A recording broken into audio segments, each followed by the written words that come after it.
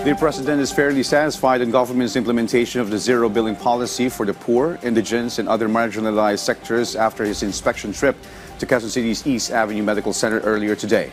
Despite a few snags and snarls, this well-received healthcare initiative has saved 200 million pesos in hospital expenses for at least 2,000 inpatients in the EAMC alone, as our Kenneth Paciente reports.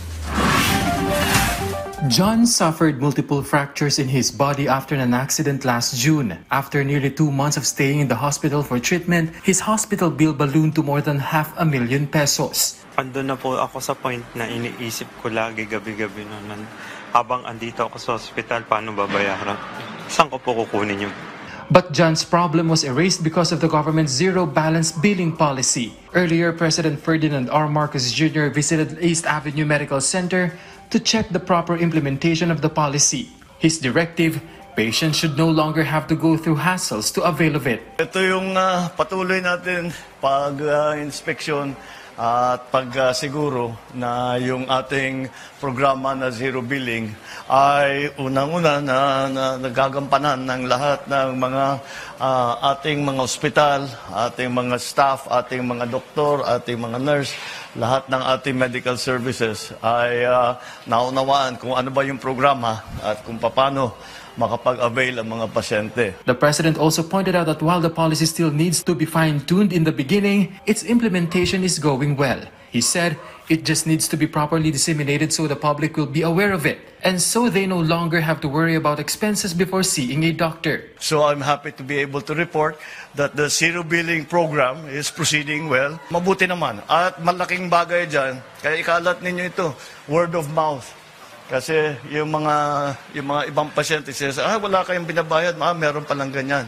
So ikalat natin, palaman natin sa lahat ng tao para hindi na sila nagdadalawang isip na magpatingin, magpagamot at magpagaling.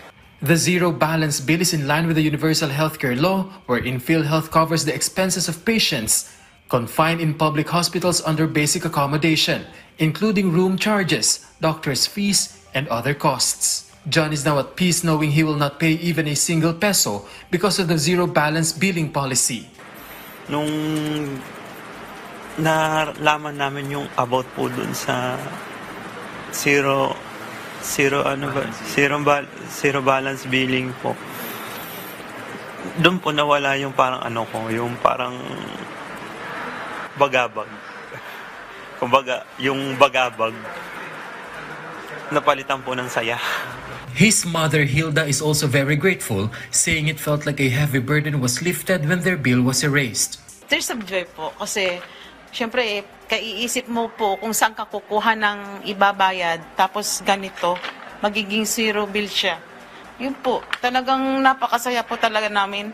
Just this July, after the President's SONA, more than 2,000 patients who availed of basic accommodation were discharged without paying anything at the EAMC. A zero-balance billing program covered more than 200 million pesos in hospital bills. Kenneth Paciente from the National TV Network for a new and better Philippines.